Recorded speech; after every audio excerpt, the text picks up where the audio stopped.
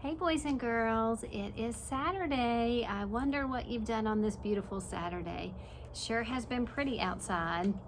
I think most of you are done with soccer and baseball, so maybe you had some time to play out in the yard today, maybe rake leaves or jump on the trampoline or ride your bike. I hope you had a chance to do something fun. Miss Amy's been doing a lot of errands and cleaning at her house, and that's why it's so late recording this video. But I wanted to use Saturday and Sunday to read you some of my favorite Thanksgiving books, the Thanksgiving stories that are just kind of silly. So today I picked one called Thanksgiving at the Tappletons. We talked about Thanksgiving is a time when we get together, sometimes with our family and our extended family. Our extended family means like our grandmas and grandpas and aunts and uncles and maybe cousins, and we have a big meal or a big feast. So this story is about the Thanksgiving dinner of this family, the Tappleton family. This is not a true story. This is a fiction story. It is written by Eileen Spinelli. She is the author, and then it's illustrated by Megan Lloyd. And we remember that the illustrator is the person who draws the pictures. So this is kind of a silly story. Thanksgiving at the Tappletons was always a big day. Thanksgiving at the Tappletons meant, of course, the Tappleton family. Mr. Tappleton, Mrs. Tappleton, Jenny Tappleton, Kenny Tappleton, and grandmother and grandfather Tappleton, and Aunt Hedda and Uncle Fritz, and most certainly, of course, the turkey and the trimmings. There's the whole family. A lot of us eat turkey for Thanksgiving, and then we have a lot of trimmings, which are the things that we put with it. Things that we talked about at school, like mashed potatoes and gravy, sweet potatoes, maybe green beans, rolls, stuffing, maybe macaroni and cheese, maybe desserts like pies and cakes. So we're gonna see what the Tappletons are gonna have for their Thanksgiving dinner. It was still dark when Mrs. Tappleton lit the oven and took the big turkey out of the refrigerator. Just then, someone knocked at the kitchen door. It was Mike, the milkman. Look at Mike, he's a goat. Good morning, Mrs. Tappleton. I thought you might like some eggnog. As Mrs. Tappleton reached for the eggnog, the turkey slipped out from under her arm. Now, on a warmer day, this might not have been a problem, but this Thanksgiving day was quite cold, and the step was covered with ice. Before she or Mike could even think, the turkey had slithered into the yard. Hurry, screamed Mrs. Tappleton. Stop that turkey! The milkman chased the turkey, and Mrs. Tappleton chased the milkman, and the turkey slid down the hill and into the pond. Oh, plop, splash.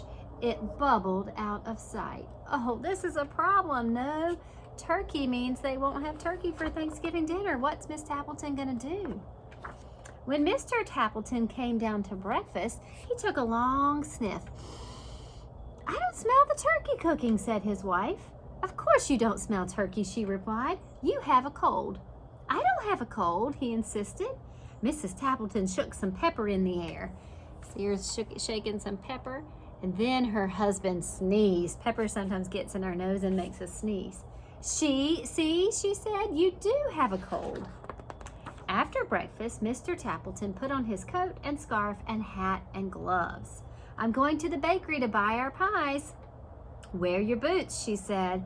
I know for a fact that it's quite slippery out today. Sim's bakery was so crowded that the line reached out onto the sidewalk. Sounds like everybody's buying their pies. Mr. Tappleton hated to wait in long lines, so he went to the diner for a cup of coffee. You see him? By the time he got back, the long line was gone, and so were the pies. Uh-oh. Mrs. Sims has a sign that says, sold out. Pumpkin pie, all pumpkin cake, they're all sold out. Mr. Tappleton was afraid to go home with nothing. 2 boxes tied up with string, please, he said. Mrs. Sims stared at him. You mean 2 empty boxes? She asked. That's right, he said. My, they feel light, remarked Mrs. Tappleton. Certainly they are light, retorted Mr. Tappleton. Miss Sims prides herself on how light her pies are. He's talking about how light, like not very high in calories, not very fattening, and she's talking about they don't feel very heavy.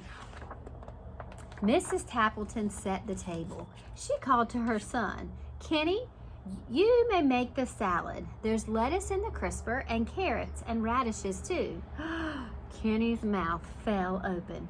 Just yesterday, he had emptied the crisper and fed all the vegetables to the rabbits in Mr. Butterworth's class. How could he tell his mother? He couldn't. So he covered the empty salad bowl with aluminum foil and stuck it in the back of the refrigerator. Oh my goodness, they're going to have no salad when they go to eat. So now no turkeys, no pies, no salad. When the others went to pick up the relatives at the train station, Jenny stayed behind to mash the potatoes. This was her job every year. This year, she thought, I'll make them even better. I'll use the electric mixer. See the mixer there? Just as Jenny flicked on the switch, the telephone rang. It was her best friend, Nora. Jenny loved to talk. Jenny talked and talked and talked to Nora, and she might still be talking today if a wet glump of something had not hit her on the back of the head. She turned to see what it was. Splat! Another flump hit her in the face. Do you know what's happening? I think the mashed potatoes are flying out of the mixer. The mixer was going wild and mashed potatoes were flying everywhere. Look at that kitchen. What a mess. Without even saying goodbye to Nora, Jenny hung up the phone, scrubbed her face, wiped mashed potatoes from nearly everything in the kitchen. She finished just as the others came back. Do they have any mashed potatoes left to eat? No, they don't. The others are at the house. Uncle Fritz patted his stomach. I'm hungry, he said. Grandfather Tappleton laughed. I'm as hungry as an elephant. Everyone sat down at the table. It was a Tappleton tradition for Grandmother to say the Thanksgiving prayer. As soon as the turkey is ready, she smiled. I'm as hungry as 2 elephants, said Grandfather. Mr. Tappleton went to the oven. I'll get the turkey now. He opened the oven door. Uh-oh, what's going to happen when he opens the oven? Is there a turkey there? The turkey is gone. Mr. Tappleton searched the table and under the table and in every kitchen cabinet. He looked in the sink and in the broom closet. I can't find the turkey anywhere, he cried. You remember where the turkey is, don't you? So Mrs. Tappleton had to tell the truth. She told them how their fine turkey had slipped out the door and down the steps and across the yard and down the street and plop, splash into the pond. So much for the turkey, said Uncle Fritz. Never mind, said Aunt Hedda good-naturedly. We'll fill up on the trimmings. I'll get the salad, Jenny announced. Then Grandmother can say the prayer. Jenny set the bowl on the table and peeled off the aluminum foil. Do you remember what's in there when she peeled off the foil? Everyone stared at the salad that was not there. I fed the rabbits at school, confessed Kenny. So much for the salad, said Uncle Fritz. Now they have no turkey and no salad. I'm as hungry as 3 elephants, Grandfather sighed. Kenny jumped up. We'll have Jenny's mashed potatoes. He brought the pot from the kitchen and lifted the lid. What did they see? I was on the phone, said Jenny meekly, and the mixer went wild. So much for the potatoes, said Uncle Fritz. I'm as hungry as 4 elephants, Grandfather declared. The pies, cried Mrs. Tappleton. I'll get the pies. Mrs. Tappleton brought in the boxes, set them down, and untied the string. You brought home 2 empty boxes? She glared at Mr. Tappleton, who covered his ears. 5 elephants, groaned Grandfather. Oh, he's so hungry. The dining room was quiet. Everyone looked down at the empty table. Uncle Fritz muttered something, but it could not be heard above the rumble of his stomach. A tear rolled down Jenny's cheek. No Thanksgiving dinner, she sniffled.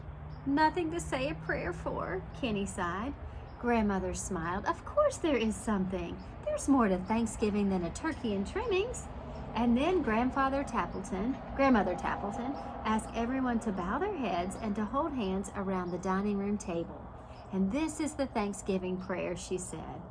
Turkeys come and turkeys go, and trimmings can be lost, we know. But we're together, that's what matters, not what's served upon the platters. Amen. That was a wonderful prayer, said Aunt Hedda.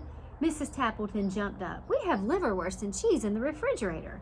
I'll help fix the sandwiches, offered Mr. Tappleton. Jenny wiped her tear away. I'll get the pickles. Kenny laughed. I'll open a jar of applesauce for dessert. And so the Tappletons had their Thanksgiving dinner after all. Uncle Fritz's stomach stopped rumbling, and Grandfather ate enough to feed 6 elephants. In fact, everyone had plenty to eat.